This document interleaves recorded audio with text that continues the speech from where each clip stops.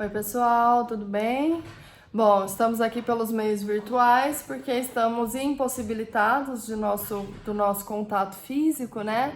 Tão bem quisto por mim, tão valorizado, mas infelizmente são medidas aí de prevenção, de proteção que a gente precisa levar a sério, né? E buscar alternativas ou soluções para superar esse momento delicado, um momento frágil, mas que com a nossa união, com a nossa força, né, com a nossa dedicação, com certeza a gente vai passar por isso sem maiores problemas, com serenidade, com tranquilidade. E eu espero de coração que vocês possam usar esse tempo de isolamento ou de distanciamento como um tempo de reflexão, de cuidado com os seus, né, mas também de muito estudo, já que temos que ficar nesse ócio, né, que seja um ócio produtivo, então.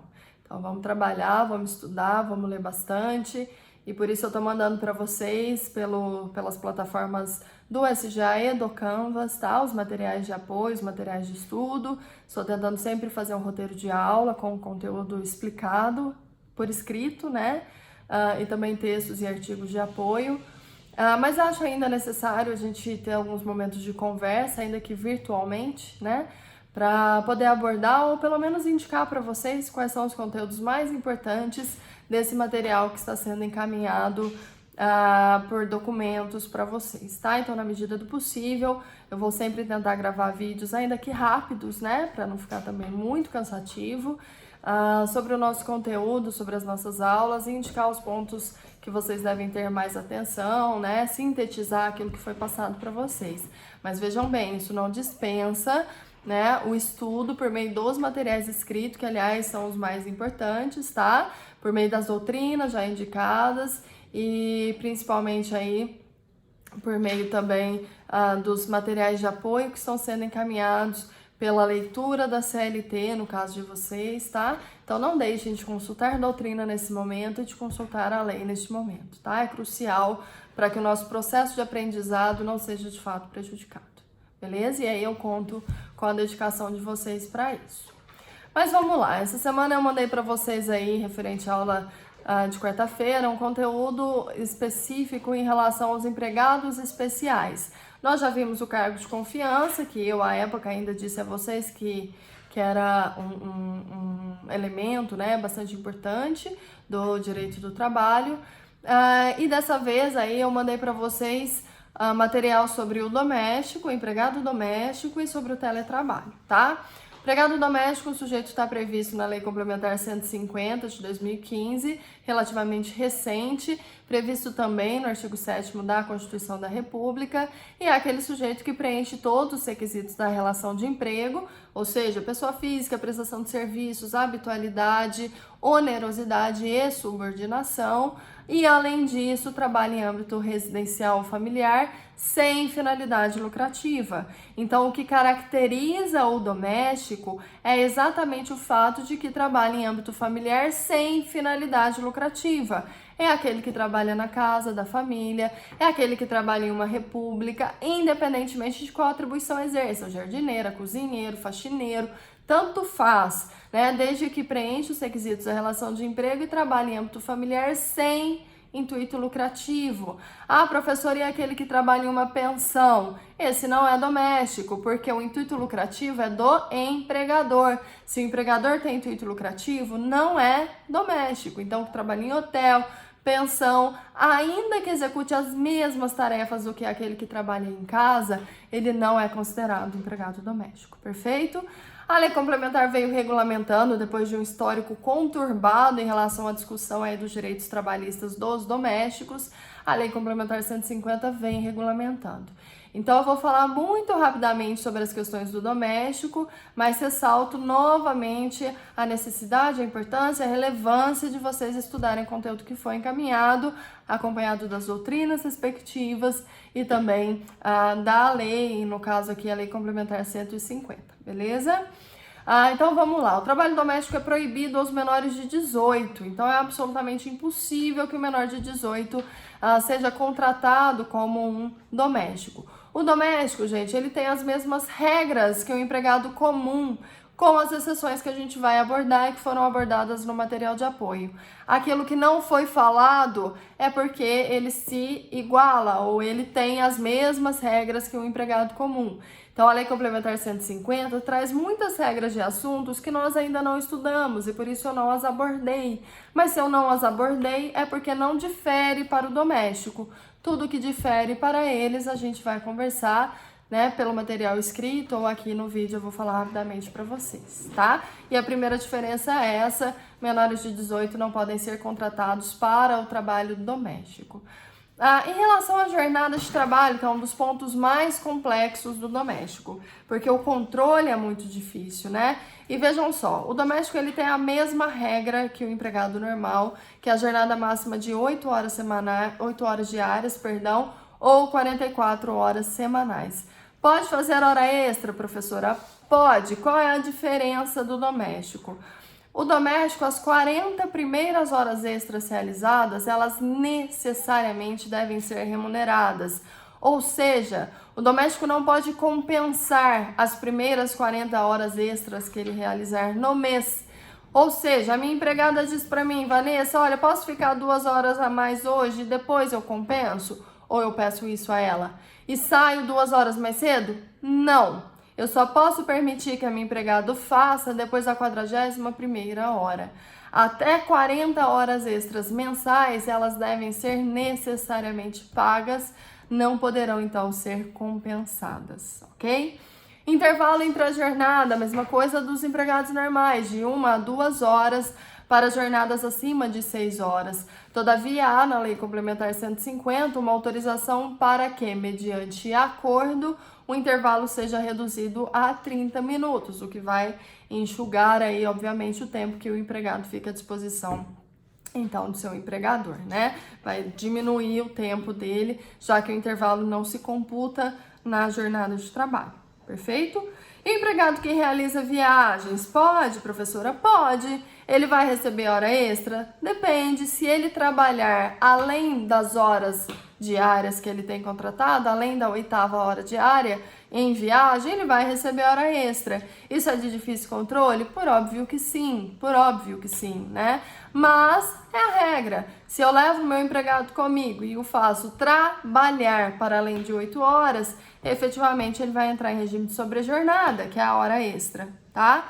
Além disso, há uma regra específica para o empregado que está em viagem, que a hora dele, a hora normal, não é a hora extra, a hora normal dele tem que ser paga com adicional de 25%. Então, eu pego a hora do meu empregado, jogo 25% e esse é o valor da hora que eu vou ter que pagar para ele se eu levá-lo em viagem comigo ou com a minha família. Perfeito? Pode o doméstico morar na casa do seu empregador? Sem nenhum problema, sem nenhum óbice, desde que respeitadas as regras de jornada. É uma linha muito tênue, é muito difícil identificar quando o empregado que mora está trabalhando, quando ele está tão somente colaborando com a sua parte no local, mas as regras devem ser postas, né? A ideia é essa. E o controle de jornada também tem um detalhe especial aqui na lei do doméstico, porque via de regra, somente agora com uma alteração, empresas com mais de 20 funcionários que devem ter controle de jornada. No caso do doméstico, todavia, um único empregado doméstico já exige que exista um controle de ponto, ou seja, um ponto por assinatura ou ponto eletrônico, que é muito difícil, né? Via de regra, o ponto por assinatura. Perfeito? Férias. As férias, o empregado doméstico tem os 30 dias, tal como o empregado comum. A diferença é que ele pode parcelar ou fracionar as suas férias em 2 períodos, né? Hoje a CLT permite em 3, o doméstico em 2, desde que um deles não seja inferior a 14 dias. Pode descontar a alimentação do doméstico? Não, não pode descontar a alimentação e a lei é clara nesse aspecto. Quando o doméstico vai viajar com a família, pode descontar as despesas de viagem do salário do doméstico? Também não pode. E a habitação? Em alguns casos. A lei permite que quando o empregado mora no local, em alguns casos é possível o desconto e ela estabelece regras para isso e todas estão aí nesse material de apoio. Remeto a leitura de vocês para ele, ok? A FGTS, o empregado até 2015, o doméstico não tinha FGTS obrigatório, era facultativo. A partir de 2015 se torna um direito compulsório, obrigatório. Hoje, então, o doméstico está também assegurado pelo Fundo de Garantia por Tempo de Serviço. E o depósito dele é da mesma forma de 8% ao mês trabalhado. No entanto, para o doméstico, a lei exige que o empregador deposite, além dos 8%, a cota de 3,2%, que representa 40% disso. Por quê? Porque quando o empregado é demitido sem justa causa, ele tem direito a uma multa rescisória de 40% do FGTS. Então, quando a lei diz para o empregador doméstico, olha, deposite 8%, mais 40% disso, significa que, paulatinamente, o empregador doméstico já está recolhendo a multa fundiária. Se no momento da rescisão, lá na frente, ele precisar desse valor, ou precisar pagar esse valor para o seu empregado, o dinheiro vai estar assegurado. É uma forma de minimizar os efeitos para o empregador e de garantir um direito ao empregado. A Vanessa, lá na frente, ele pede demissão. Esse valor é levantado pelo empregador de volta. Tranquilo? Basicamente são esses talvez os direitos mais importantes do doméstico, tá? Repito, é necessário que vocês acompanhem o material enviado e principalmente leiam a lei com bastante carinho e atenção. Perfeito? O teletrabalho é o segundo assunto que eu mandei para vocês na aula dessa semana. Ele está previsto no artigo 75A e seguintes da CLT. É uma novidade da reforma trabalhista, né? Antes dela nós falávamos em empregado em domicílio, home office, mas não tinha nada regulamentado. Ele está no 75A e está no 62, inciso 3 também da CLT. Teletrabalho é o sujeito que trabalha no seu domicílio ou fora da empresa usando meios telemáticos para se comunicar e para prestar seus serviços. Nós chamamos isso no mercado, né, de home office. O cara trabalha de casa, né, pelo computador, enfim, envia sua produção. O home office, as duas grandes discussões dele, a primeira é a questão de que o artigo 62, inciso 3 da CLT, exclui os trabalhadores de teletrabalho do regime de jornada, ou seja, não se controla ponto do teletrabalho, né? O sujeito que trabalha em casa não tem um ponto controlado, isso é uma novidade da reforma, e aí nós questionamos o direito à desconexão do empregado. Se o sujeito trabalha na casa dele, no local onde ele vive, e ele não tem um controle de ponto, será que isso não significaria quase que uma exploração, né? Como que ele iria saber dividir esse tempo dele? E para alimentar essa discussão, fomentá-la, eu enviei para vocês um artigo científico sobre esse assunto, teletrabalho e o direito à desconexão.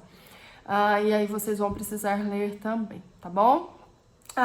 E o segundo é a questão da medicina e segurança, que a lei diz somente que o empregador tem que instruir, né, de forma ostensiva o seu empregado em relação às regras de segurança e medicina.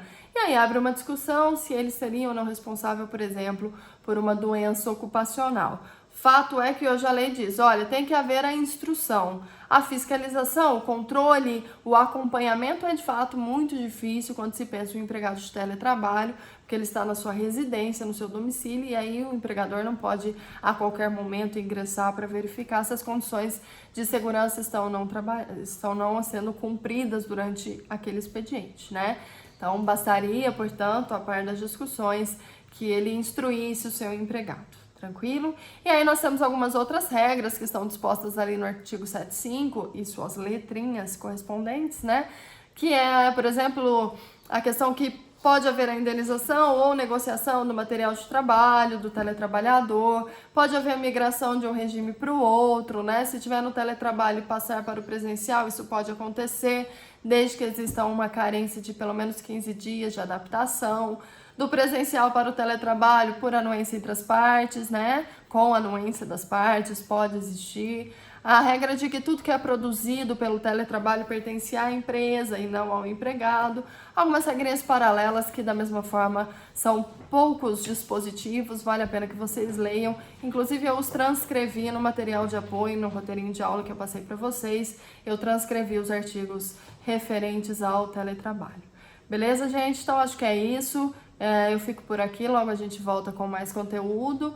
E mesmo que não tenha vídeo, né, qualquer conteúdo que eu mandar por documento, slide, atividades, enfim, peço por gentileza que vocês acompanhem com bastante zelo, cautela, tá? Para que a gente de fato possa utilizar esse momento para aprender, né? Que a gente não desperdice esse nosso tempo de estudo e que as nossas atividades acadêmicas e de aprendizado não sejam prejudicadas por esse momento já tão difícil, ok? Um beijão para todos, fiquem com Deus e qualquer dúvida eu estou à disposição. Um abraço.